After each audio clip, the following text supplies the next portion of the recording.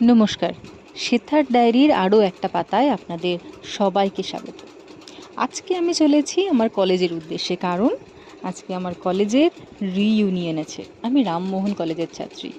বর্তমান কলেজের স্টুডেন্টরা গত 10 বছরের প্রাক্তনীদের নিয়ে এই উৎসবের আয়োজন করেছে।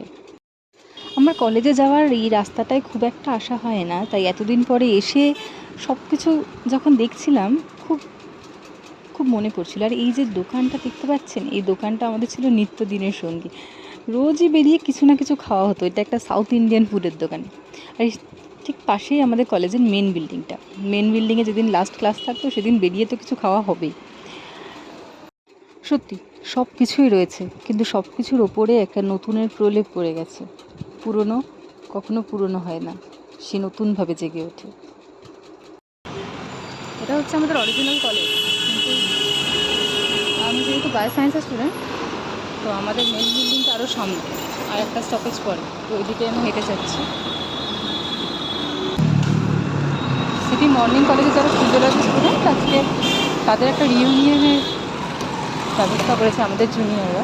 গত 10 বছরের যারা অ্যালামনি, তাদের সবাইকে নিয়ে আজকে রিইউনিয়নের ব্যবস্থা করেছে। সত্যি উদ্যোগটা খুবই সুন্দর। আমি খুব এক্সাইটেড, সবার সঙ্গে এত বছর পর দেখা হবে। কারোর সঙ্গেই বলতে পারেন আর খুব একটা যোগাযোগ নেই।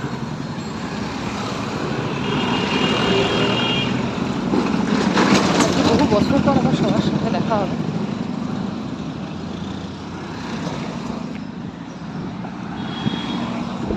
দেখছি এই রাস্তাগুলো ভীষণ নস্টালজিক। প্রায় সেই কলেজের টাইমটাতে আবার ফিরে এলাম। 2017 কলেজের টাইম। রাস্তাগুলো আবার সব কথা মনে করিয়ে দিচ্ছে। কিছুই বদলায়নি, তাও যেন অনেক কিছু বদলে গেছে। সব কিছু তো এখন নতুনের ছোঁয়া করেছে।